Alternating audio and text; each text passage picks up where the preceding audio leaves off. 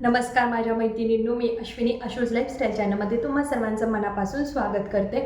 आजचा दिवस मला आनंदाचा, आरोग्यदायी आणि तुमच्या सगळ्या मनातल्या इच्छा स्वामी महाराज पूर्ण करो ही स्वामी महाराजांच्या चरणी प्रार्थना. तर लास्ट व्हिडिओमध्ये मी तुम्हाला दाखवलं होतं की मी टाईल्स, किचन वाटा आणि जी काही ट्रॉलीज आहे तर त्या कशा क्लीन करते. आणि आजच्या व्हिडिओमध्ये दाखवलेलं आहे किंवा दाखवणार आहे लाफ्ट डबे ठेवण्याची जी काही मी बनवून घेतलेली आहे रॅक, ती फ्रीज आणि माझा डायनिंग टेबल, तर त्याची क्लिनिंग मी आज तुमच्यावर शेअर करणार आहे. आणि हो, मी माठसुद्धा आणलेला आहे आणि त्या माठाबरोबर अजून एक छोटीशी वस्तू आणलेली आहे. तर ती काय आणली आहे ते पण मी दाखवते. आणि माझ्यापासून तुमच्यापर्यंत सगळ्या लेडीजचं हेच असतं, आपण एखादी वस्तू घ्यायला जातो आणि तिच्याबरोबर 2-3 वस्तू या घेऊन येतच असतो. सगळ्यांची सवय ही सारखीच असते, थोडंसं चेंजेस असतात पण सगळ्यांना सारख्या सवयी असतात. तर तर असो, हौस असते. हो, आजचा व्हिडिओ आवडला तर नक्की लाईक, शेअर, सबस्क्राईब आणि कमेंट करायला अजिबात विसरू नका. तर चला आजच्या व्हिडिओला सुरुवात करूया. तर असा लाल कलरचा मी माठ आणलेला आहे. मागचा पण तसाच होता. मी तुम्हाला बोलली होती, की मी असा ह्या शेप जर भेटला, तर हाच शेप मी घेऊन येईल. अ, होता तिथे, पण मग म्हटलं चला ह्यावेळेस दुसरं काहीतरी ट्राय करू. तर हा असा छान निसर्गरम्य आणि सनसेटवाला मी ड्रॉइंगवाला माठ घेऊन आलेली आहे. तर छान आहे. तुम्हाला आवडला तर नक्की मला सांगा, छान आहे की नाही? आणि तर बघा रात्रीपासनं तो सकाळपर्यंत एवढा पाझरला. काही जण बोलतात, की जेवढा पाझरला तेवढं थंड होतं पाणी आणि काही जण म्हणतात, की नाही खूपच पाझरतो. तर काय माहिती आता बघू किती पाझरतो वगैरे. आणि हा जो काही स्टँड आहे, तर तिथे 6 ग्लास मावतात. इझिली मावून जातात. मी तुम्हाला बोलली होती, मी सांगेल तुम्हाला किती ग्लासेस तिथे मावतील. तर 6 ग्लास तिथं मावतात. आणि हे जे काय आहे दुसरं भांडं छोटंसं, तर ते दही लावण्यासाठी आणलेलं आहे. छान आहे ना? तर छान असं दही लावलं. दही मला आणि माझ्या आरूला खूप आवडतं. आम्ही दही हे पितच असतो दिवसातून एकदा तरी. तर आमच्या दोघांसाठी आहे हे. तर त्यात मी मग दही पण लावलं. हे दुसरा टाईम आहे दही लावण्याचा. आणि हे जे काही आणलं होतं, तर मी ते संडेलाच आणलेलं आहे. दोन्ही वस्तू.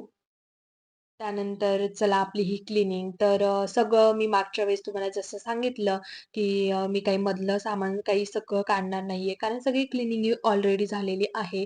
तर फक्त बाहेरनं मी जे काही मी लिक्विड बनवते, विम जेल आणि पाणी, तर ते लिक्विडनी स्प्रे करून मी ही क्लीनिंग केलेली आहे. कोलीनसुद्धा वापरते, पण कोलीन आहे ना मी कमी प्रमाणात वापरते. अ, कारण विमचं जे काही आहे ना, तर डाग वगैरे जे राहतात, तर ते लवकर निघून जातात त्या लिक्विडने. तसं कोलींनी निघतात, पण आता आवडायला लागलेलं आहे हेच लिक्विड, तर मग मी हेच यूज करते. सगळा लाफ्ट इथून-तिथून सगळं पुसून घेतलं. खूप मोठा आहे. तर सगळं क्लीन केलं. जी काही माझी डबे ठेवण्यासाठी मी रॅक बनवून घेतलेली आहे, ती सुद्धा मी पूर्ण क्लीन केली. अ, मधनं अजिबात मी मध्ये कोणताही डबा बाहेर काढून वगैरे क्लीनिंग नाही केली. कारण सगळं क्लीन होतं, त्यामुळे मी काही क्लीन नाही केलं. त्यानंतर बाहेरनं सगळं पण इथून-तिथून सगळं मी क्लीन केलेलं आहे. त्यानंतर आहे ना, फॅनसुद्धा पुसून घेतला आणि किचनमध्ये फॅन थोडासा लवकर खराब होतो. तर ही जी काही क्लीनिंग आहे, तर ही मी आठवड्यातून एकदा हे असं सगळं क्लीन करत असते.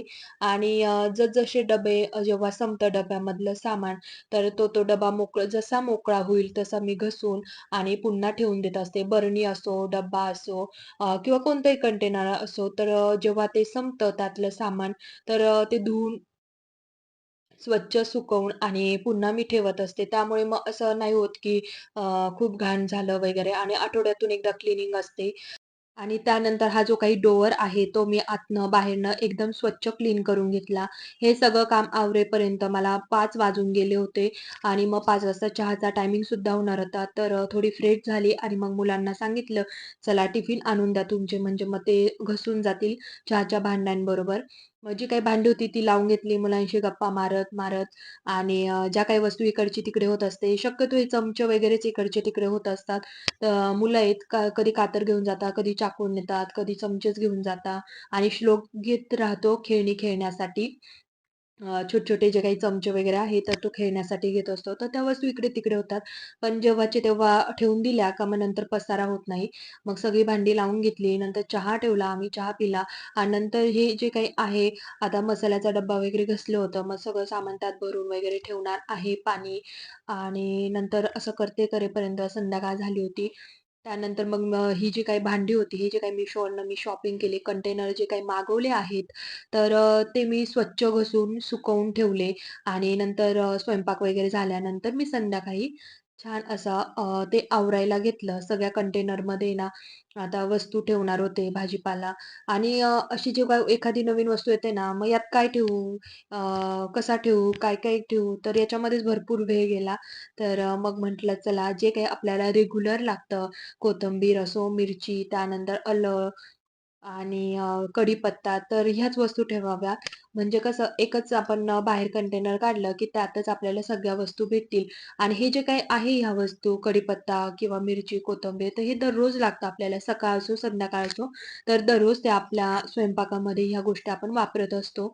तर मग मी त्याच वस्तू ठेवून घेतल्या आणि पूर्ण फ्रिज पुन्हा एकदा क्लीन केलं. आणि सगळं छान असं आवरून ठेवलं आणि खूप वेळ लागतो. बघायला खूप आपल्याला 5-10 मिनिटं लागतात व्हिडिओ. तर पण मग जे आवरतो ना, तर तेव्हा खूप वेळ निघून जातो, कळतच नाही. त्यानंतर हे जे काही कंटेनर होते, तर हे जे दुसरे आहेत ना, ते सुद्धा मी Mishoवरूनच मागवलेले आहेत. तर त्यात आहे ना, नेट अशी एक छान आहे ना, खाली नेट अशी जाळी असते. त्याखाली ना छान पाणी साचलेलं असतं आणि त्याने काय होतं ना, खाली पाणी साचतं आणि जी काही भाजी वगैरे आपण ठेवलेली असते, तर ती काही खराब होत नाही आणि मग मी ते सुद्धा व्यवस्थित त्या आता नवीन कंटेनरमध्ये ठेवून घेणार आहे. तर असं छान मी फ्रिज आवरून घेतलं. एकदा पुन्हा क्लीन केलं, पुन्हा पुसलं आणि त्यानंतर मग असं भरून ठेवलं सगळं सामान. आणि जसं-जसं लागतो, जसा-जसा भाजीपाला लागतो तसाच घेऊन यायचा. म्हणजे मग काय होतं खराबही होत नाही आणि फ्रिजमध्ये पण गर्दी होत नाही. तर असं थोडं-थोडं सामानच मी घेऊन येत असते. कारण खालीच असतो भाजीपाला आणि कोणतंही काय असे ना किराणा असो किंवा भाजीपाला दुकान काही बंद होणार नसतं. आता काही कोरोना वगैरे नाहीये. का असं दुकान बंद होणार आहे, मग एकदा सगळं घरात आणून ठेवायचं आहे. आणि कधी काय होतं ना, एखादी भाजी वगैरे बनवेपर्यंत दुसरी भाजी खराब होऊन जात असते. होत असतं.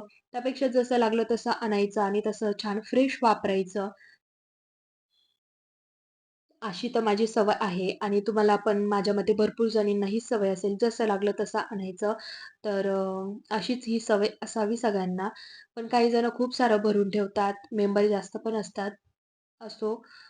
त्यानंतर हे जे काही टोमॅटो आहे, खूप सारे टोमॅटो आलेले आहे. वानुळा म्हणतो आम्ही, आलेले आहेत ते.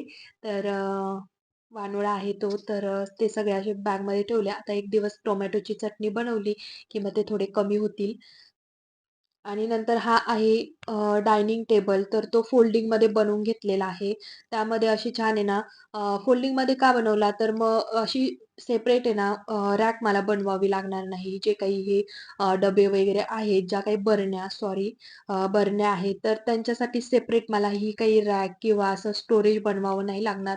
एकाच ह्याच्यामध्ये दोन्ही कामं होऊन जातील. म्हणून मी हे असं फोल्डिंगमध्ये टेबल घेतला म्हणजे डायनिंग टेबल पण होईल आणि स्टोरेज पण होऊन जाईल. तर इथे असं लॉक आहे. तर असा छान डायनिंग टेबल बनवून घेतलेला आहे आणि जे काही घरामध्ये फर्निचर बनवलेलं आहे, तर ते सगळं डिझाइन आम्हीच केलेलं आहे. आम्ही म्हणण्यापेक्षा डिझाइन मी केलं आहे. जे काही सनमायका वगैरे आहे, तर त्या दोघांच्या चॉईसने आम्ही ठरवलेलं आहे, की हे ठेवायचं, की हा कलर किंवा काय मॅच करायचं. शक्यतो व्हाईट कलर आम्ही सगळीकडे खूप दिलेला आहे. कारण व्हाईट कलरमध्ये ना अ, असं फ्रेश आणि मोकळं-मोकळं वाटतं घर.